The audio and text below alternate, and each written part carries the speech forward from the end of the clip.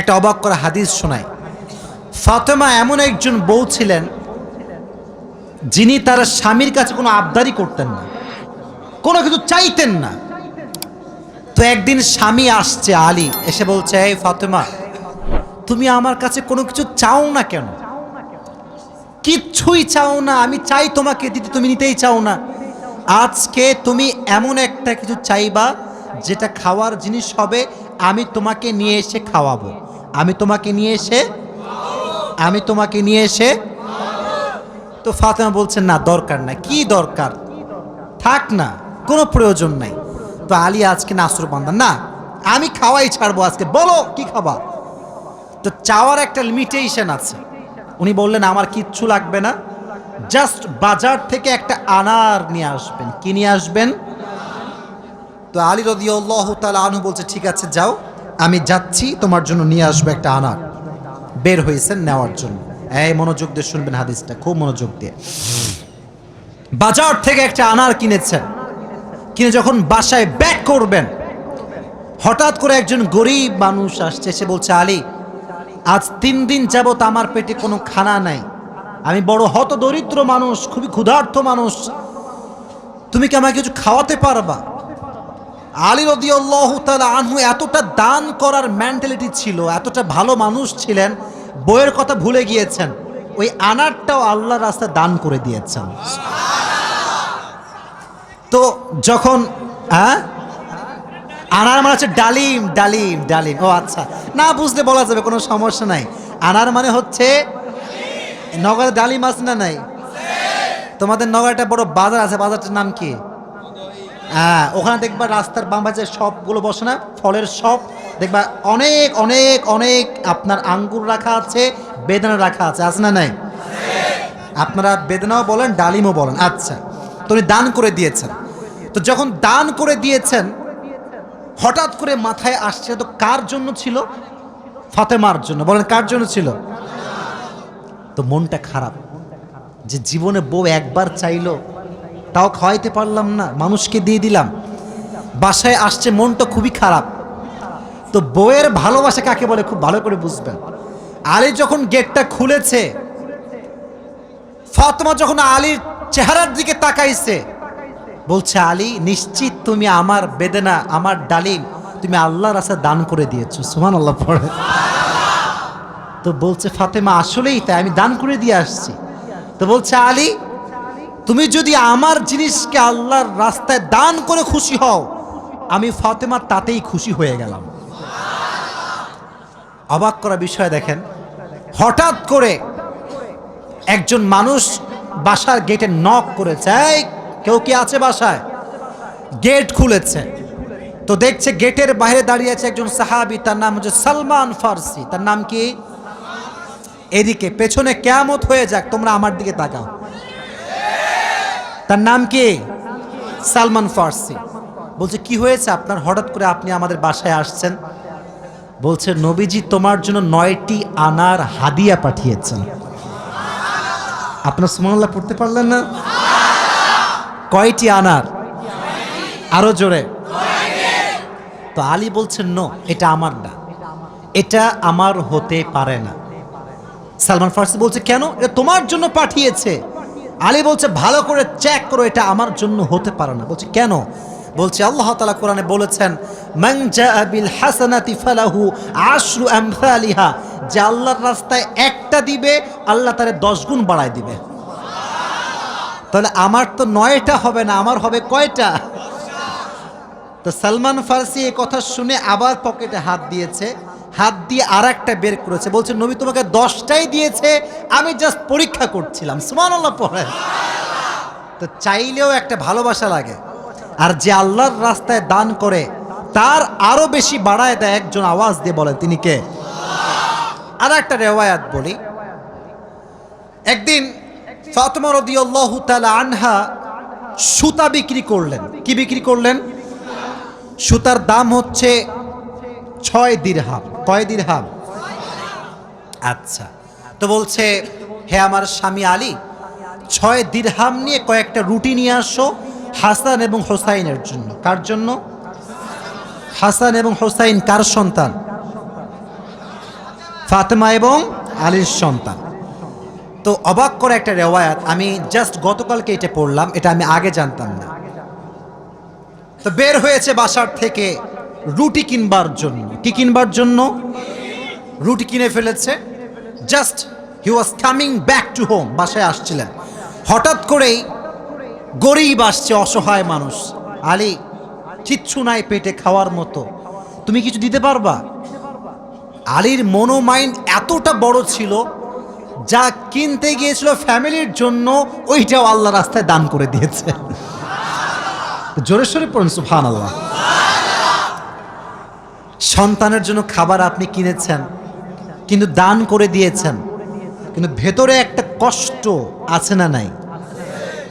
দেখো এই যুবকেরা, প্লিজ প্লিজ লাফালাফি করো না, এদিকে আমার দিকে একদম স্থির হয়ে থাকো, চুপচাপ স্থির থাকো। কারণ নওগাঁর মানুষ তো এরা অভদ্র ঘরের সন্তান, এরা সব ভদ্র ঘরের সন্তান, ঠিক না? চুপচাপ থাকেন। তো যখন ফিরে আসবেন, হঠাৎ করে একজন লোক আসছে, এসে বলছে, আলী তুমি কি উটটা কিনবা? উট? বলেন কি? তো আলী বলছে, না ভাই, টাকা পয়সা নাই, কেনার সম্ভব না।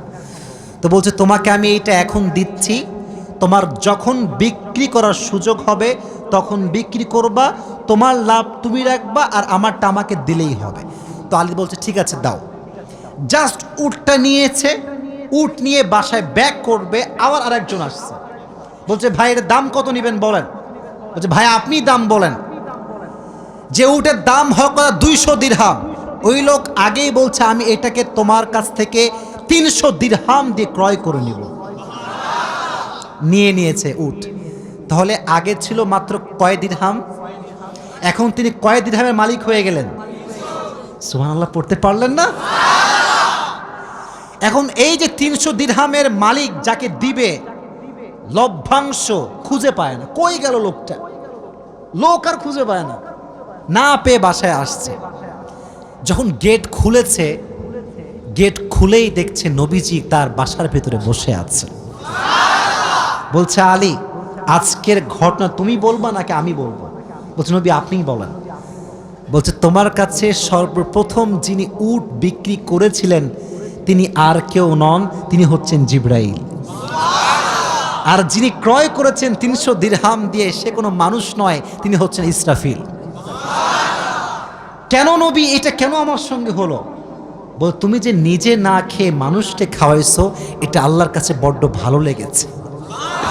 তো আল্লাহ তোমার এত বেশি বাড়ায় দিয়েছে যে তুমি কল্পনাই করতে পারো না। সুবহানাল্লাহ পড়েন।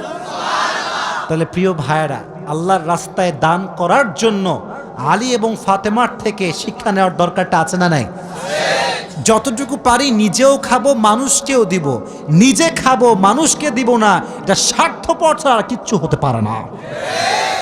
আমরা স্বার্থপর হব না, ভালোবেসে যাব। আল্লাহ ভালোবাসার মন আমাদের দান করুক, পড়না আমিন।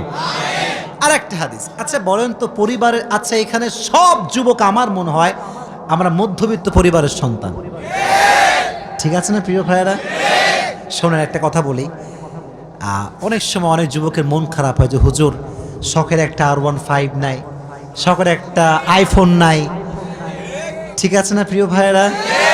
শখের একটা গাড়ি নাই, শখের একটা বাড়ি নাই। অনেকের এটা কষ্ট থাকে, না বললে হবে না, এটা মানুষ হিসেবে কষ্ট লাগে, ঠিক আছে, কিন্তু মাথায় রাখবা, এদিকে হাদিস বলছি, গরিবরা, মধ্যবিত্তরা বড়লোকের চাইতে 500 বছর আগেই জান্নাতে প্রবেশ করবে।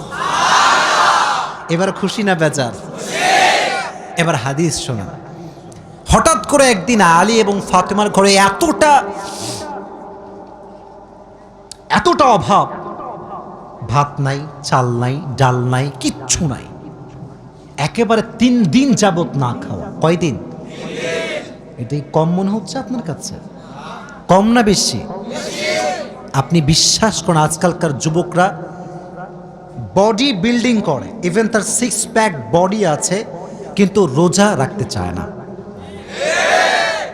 এই এলাকায় মনে হয় নাই? খবর লাগাবেন না, আপনার ভাবিও রোজা রাখে না, খবর লাগায় না। আপনি বলবেন যে ভাবি হোয়াট ইজ দিস, রোজা রাখেন না? এখন বলছে বাবা গায়ে শক্তি নাই, দুর্বল।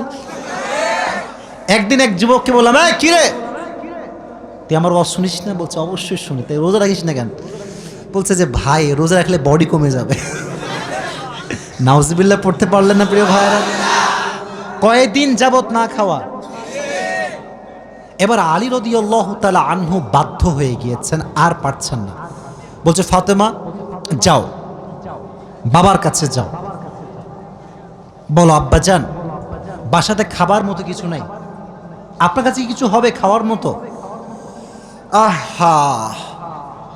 ফাতেমা যখন ঘরে আসছেন, নবীজি ঘর খুলে দিয়েছেন। দেখেন বাবা এবং মেয়ের ভালোবাসা কত সুন্দর। ফাতেমা বলেন নাই যে আব্বাজান কিছু লাগবে। যখন গেট খুলেছে, মেয়ের চেহারা দেখেছে, আব্বা বুঝে গিয়েছে মেয়েটা আমার ক্ষুধার্ত হয়ে আমার কাছে এসেছে। সুবহানাল্লাহ পড়ে ডাক দিয়ে বলছে ফাতেমা তোমার অবস্থা কি বলো, কি হয়েছে তোমার?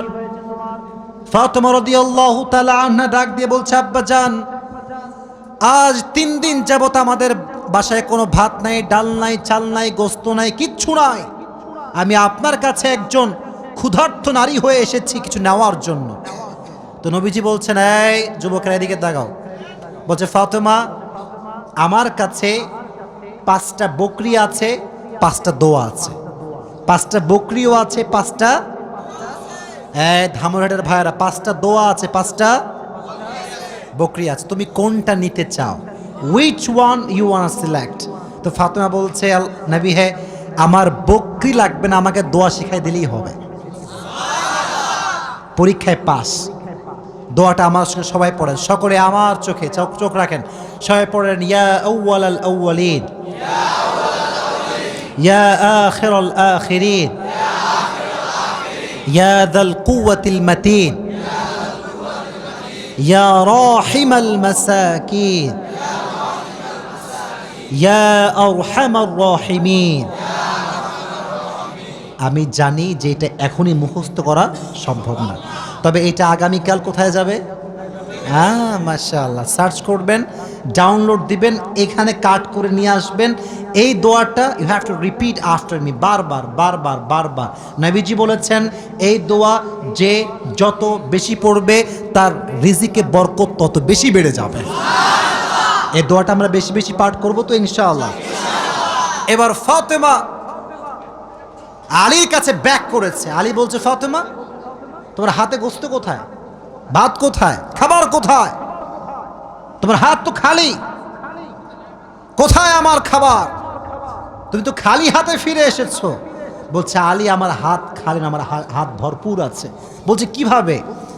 বলতেছে যে যাহাবতু লিদ-দুনিয়া ওয়া জিতু বিল আখিরাহ, আমি নবীর কাছে দুনিয়া চাওয়ার জন্য গিয়েছিলাম, নবী আমাকে আখিরাত দিয়ে ফিরাই দিয়েছে।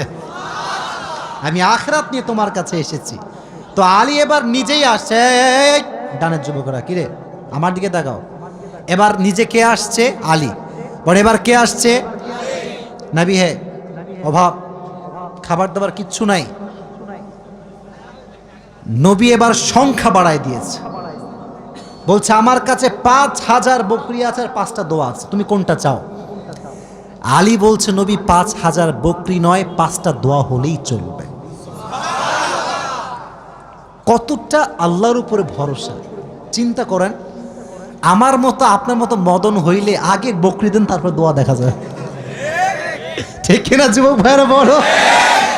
শুধু এইটা, বিপদে পড়লে মানুষ সুদও খায়, ঘুষও দেয়।